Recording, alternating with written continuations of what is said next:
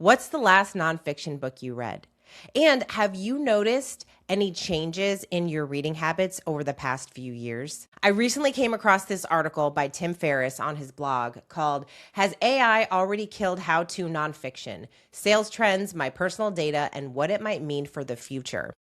Before I even got into this article, which is awesome, I definitely recommend reading it. I will put a link to it in the description. But before I even got into it, the title made me think about my reading habits over the past few years. I've been reading nonfiction forever. When I first started in my career, I was introduced to books like Think and Grow Rich, Rich Dad, Poor Dad. I was gifted a copy of The War of Art. I was reading John Maxwell and Jim Rohn and Zig Ziglar and Les Brown and all of these really incredible people. I was also gifted CDs. So this is a long time ago, CDs from Tony Robbins. And so I really got into that whole world. I was also working at a chamber of commerce, so I was very interested in entrepreneurship and networking and business. So I loved learning about all of that stuff, leadership books and business books like the E-Myth and all of these books that really helped shape the way that I think about business and leadership. I was constantly consuming books and I couldn't get enough of them.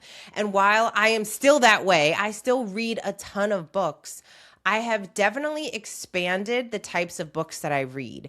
So while I still enjoy a great nonfiction book, and I am very appreciative of any author that takes a lot of time and effort to write a book, to share their ideas, to share the stories that back up their ideas. I mean, it's a lot to write a book, especially these books that become perennial sellers like Atomic Habits that have such great ideas and they change people's lives. So yes, I still love a great nonfiction book, but I've also gotten more into other types of books. I love reading books about the creative process, the art of writing. I love philosophy books and religion books and just different genres. I used to think fiction books were such a waste of time. Like, why is somebody reading a fiction book when you could be reading a nonfiction book and learning something, growing, and getting better?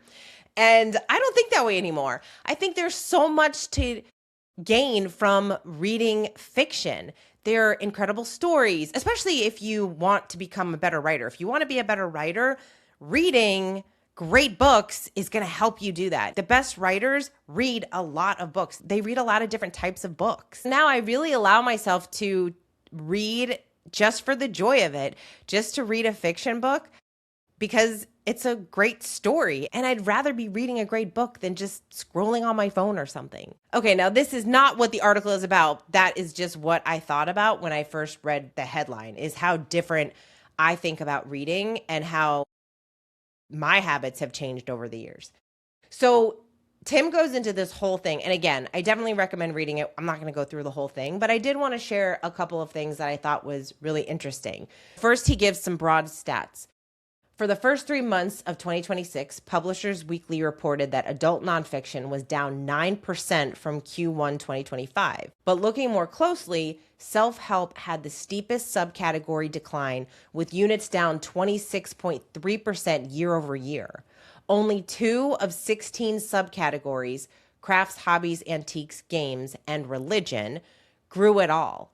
That's so awesome that people are going to look at crafts and hobbies, antiques and games, the things in life that are fun and joyful.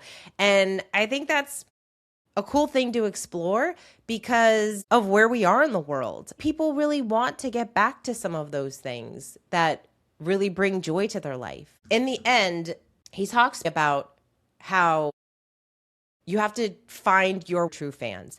If you are a writer or a creator of any kind, whether you write poetry, you are writing a book, you create YouTube videos, you have a podcast, whatever it is, it's very easy for us to want to get to this place of, I want to have 1 million subscribers or 10 million or 20 or whatever that dream is for you. And that's a beautiful dream to have.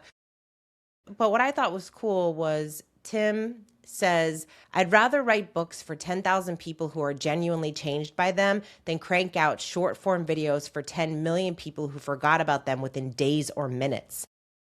I was interviewing this author the other day on my podcast, and that's one of the things that we talked about. He has probably about 30,000 subscribers on his YouTube channel, and he prefaced it by saying, "It's not a lot, I know." It's 30,000 people. 30,000 people subscribed because they want to hear from him. And that is amazing. And not only are they subscribed, but he has really great engagement in his comments. So I think it's just a mindset shift, especially if you are creating. It's this mindset shift of getting back to that 1,000 true fans. The 1,000 true fans that was invented by Kevin Kelly, and it's a term that a lot of creators use because it's all about finding those 1,000 true fans. The way that we consume content and create anything is changing. It's always changing. It's always evolving, especially now with AI. There are so many resources. There's so much out there for us to use to be able to create something really meaningful and put it out into the world. And the one thing that I see that I appreciate the most is how people continue to show up. Creators like Tim and others who feel called to share their ideas with the world, we figure out how. There's not a lack of ideas. You have more ideas than you could possibly ever execute. But it's so inspiring to see that even when things shift and change, even when new technology is introduced, you roll with it and you keep going. It's interesting that Tim shared that he would rather write books for 10,000 people than create short form videos for 10 million people. He is a thinker. He has ideas, and it takes a long time. His books are very big. I have some of them back there on my shelf. And it takes a long time to crystallize those ideas and figure out how you are going to write a book around them that people will actually be able to consume, and it will change their life. For him, that's what he really enjoys. And there's other people that disagree and say, I want to go all in on creating short form videos, and that's what they want to do. It can be very easy for us to feel like we have to do everything. And when you stick with the thing that not only do you want to do and that will be helpful for other people, but that you are good at, you have a superpower that other people don't have. For you, maybe it's short form video or podcasting.